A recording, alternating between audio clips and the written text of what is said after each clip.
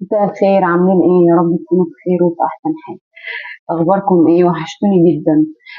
اخر فيديو عملناه كنا بنتكلم عن الضوافر وازاي نهتم بضوافرنا والكلام ده. النهارده هنكمل في فيديو تاني هنتكلم فيه عن مشاكل الهارد جel والحاجات الكتيرة اللي انتشرت الفترة الأخيرة دي اللي بنعملها في ضوافرنا، وإيه ضرره علينا أو إيه ضرره على الضوافر بصفة عامة.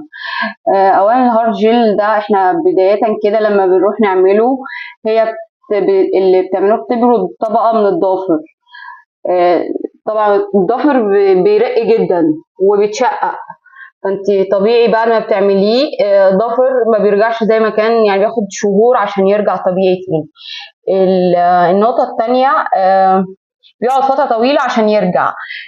تاني حاجة بيتشقق وبيتكسر بسهولة جدا، يعني مش بيرجع كويس غير بعد شهور وشهور طويلة.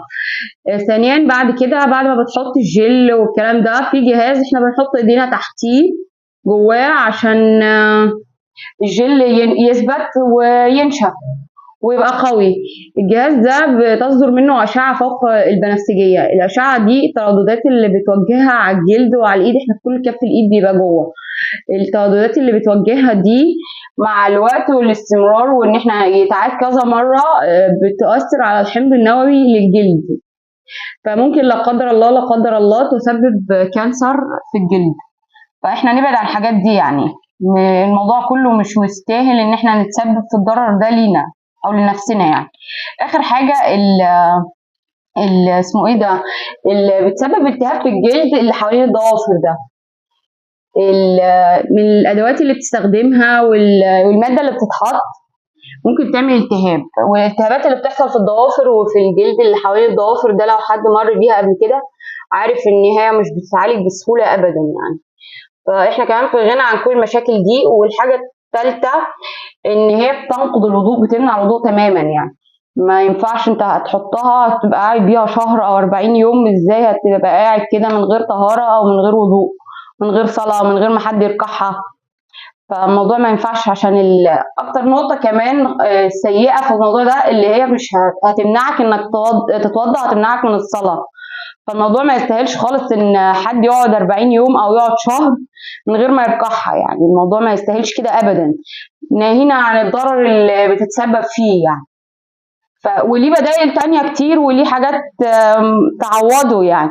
الضوافر اللي منتشرة الأيام دي كتير وسعرها معقول جدا، وفي كمان حاجات سعرها رخيص، يعني مش غالية، سعرها رخيص جدا.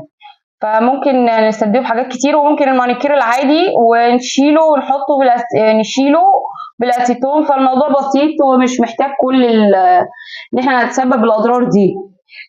ثانيا برضو انا النقطه المهمه بالنسبه لي في الموضوع ده بتاع الهارد جel والكلام ده الوضوء والصلاه. يا بنات مفيش حاجه تستدعي او تستاهل انك تحطيها وتمنعك من الصلاه لمده شهر، لمده 40 يوم. مفيش حاجه تستاهل كده تماما يعني.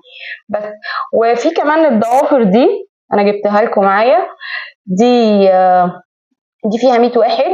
دي من دي لونها ابيض، مش متلونه ولا عليها اي اشكال. دي ممكن تحطي عليها المانيكير اللي انت عايزاه، وسهله جدا ومتوفره في كل مكان ومش غاليه. وفي ستيكرز بتتلزق بيه، والموضوع بسيط يعني، هتحطيها وهتشيليها والموضوع بسيط جدا ومش هتمنعك من الصلاة، وهتأدي الفريضة بتاعتك بكل أريحية في وقتها. مفيش حاجة هتمنعنا منها. بس ولو عجبكم الفيديو بتاعنا النهاردة ما تنسوش اللايك والاشتراك في القناة، لأن القناة لسه جديدة إن شاء الله هتكبر بيكم ومعاكم. شكرا خالص.